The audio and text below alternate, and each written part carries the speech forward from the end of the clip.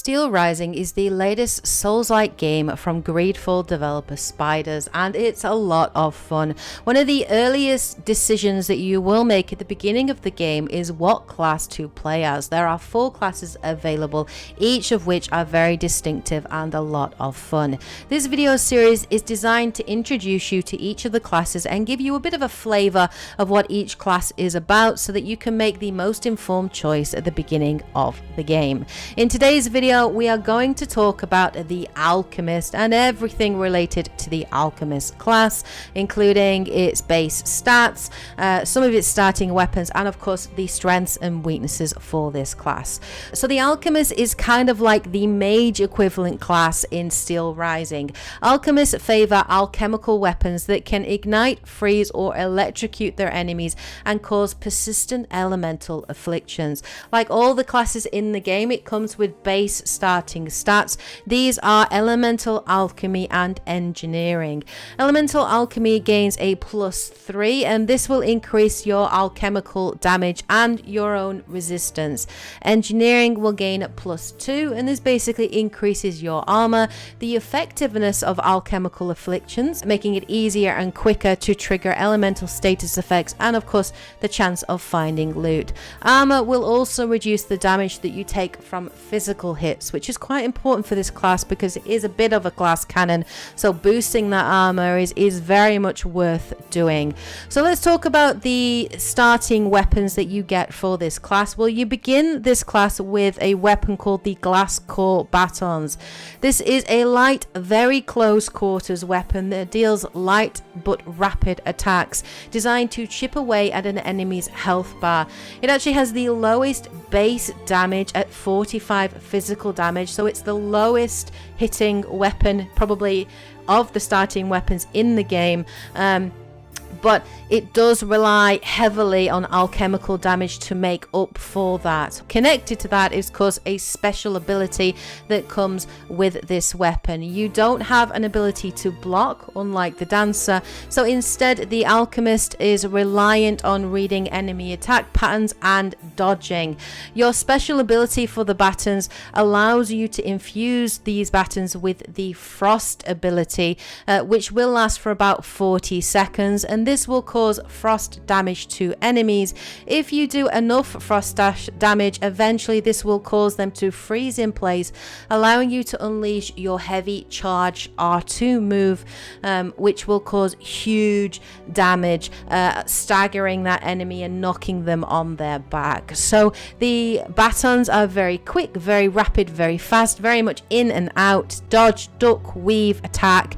So it is a very fast-paced kind of elemental class. Each alchemist as well will also gain access to the alchemical resistance vial. This is a vial that can neutralize enemy alchemical attacks. Now this actually becomes more useful as the game progresses because enemies will become that much harder and they will start to deal out elemental damage. So having access to this vial will be quite useful to be able to mitigate the damage that they would otherwise cause. So let's talk a little bit about the strengths and weaknesses for this class. Well, in terms of strengths, though this class does start off very slowly, and it really does feel like a glass cannon to start with, and you probably will feel like you're doing very little damage as you're chipping away at enemies, but it is very much a class that does start to shine as you start to level and put points into that elemental damage. Some of the damage that you can deal with both your grenades and your melee weapons as you level up the weapon and your elemental stats does become amazing, and it's a lot of fun once you are stringing together the physical and elemental damage that you can do. It is a real fun class to play as. The Alchemist does of course pair quite nicely with elemental grenades and the Charlesville 1789 musket, which is great for attacking and weakening enemies from range. You know, particularly with bosses, you may choose to use elemental grenades or elemental weapons to start off with to weaken them before feeling confident enough to go in for some up close combat. It's also useful to freeze them in place, you know, allowing you to use your charged attack, which does take some wind up most definitely, but if you get it to the 3rd level, the damage it can unleash is pretty sweet and really cool. cool. So it is a great tactic to use against bosses. The Alchemist, of course, thrives on elemental damage, so I would say that use of grenades is most effective as an alchemist. It does make your grenades more efficient, and it does increase the damage that you can deal. So do not sleep on those grenades if you're playing as an alchemist, because you're missing out on a trick.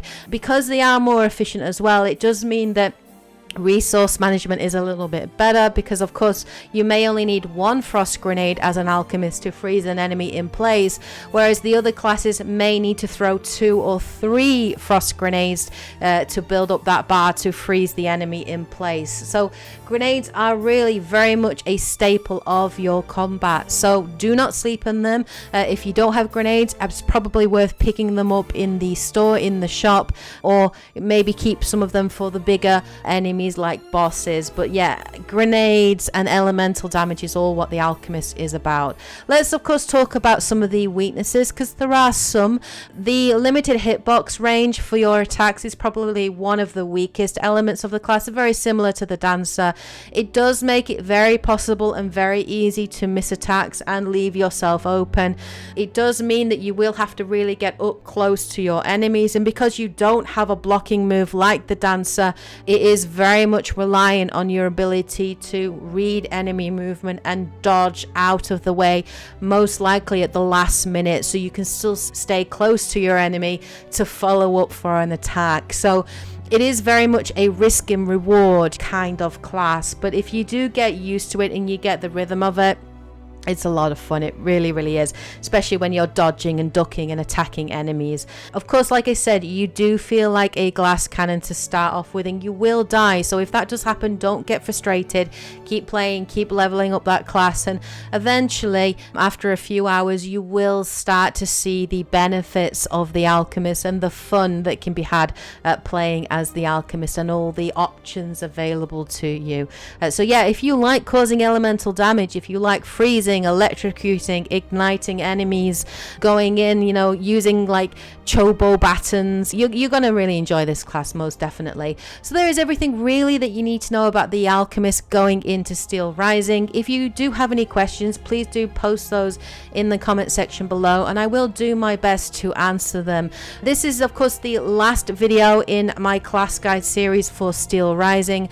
Please do let me know what you thought of the video. If you liked it and enjoyed it, please do show your support by liking, commenting, or sharing. It really does go a long way. Hope you guys have enjoyed this series and found it useful and informative.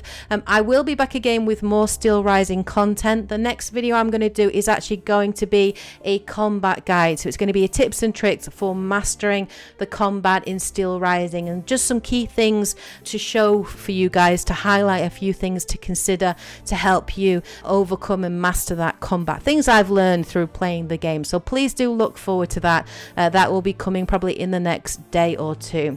Anyway, hope you guys enjoyed this series. Hope you guys are having a great week, of course. Take care, and as always, happy gaming. Bye guys.